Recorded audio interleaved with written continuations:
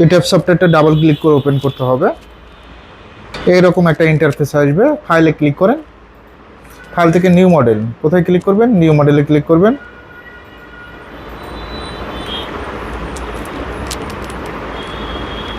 তারপর ওকে দেন।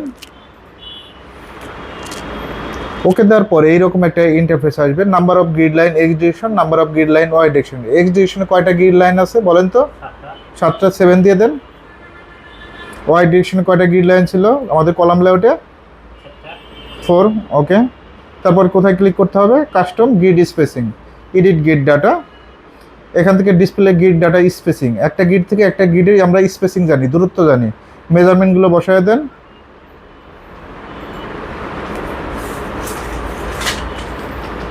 মেজারমেন্টগুলো দেখে দেখে বসায় দেন, সুন্দরভাবে বসায় দেন। 10 ফিট 10 ইঞ্চি। পরেরটা কত? 11 ফিট 2 ইঞ্চি। তারপর 4 ফিট 6।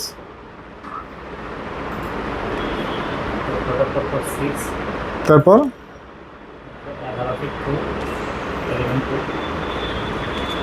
তারপর ধাপে ধাপে বসাবেন। 10 ফিট 10। লাস্টে 0 থাকবে। ওয়াই ডিরেকশনে বসায় দেন।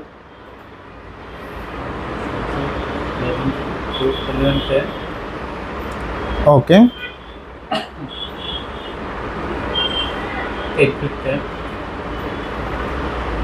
তারপর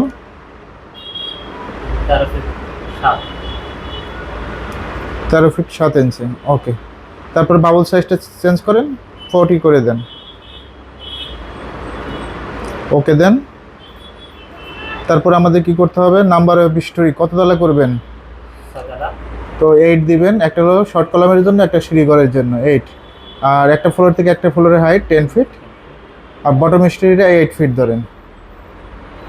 তারপর ওকে দেন। এখন দুইটা আসবে, একটা হলো 2D ভিউ, একটা হলো 3D ভিউ। এ পাশেরটা 2D ভিউ, এ পাশেরটা 3D ভিউ।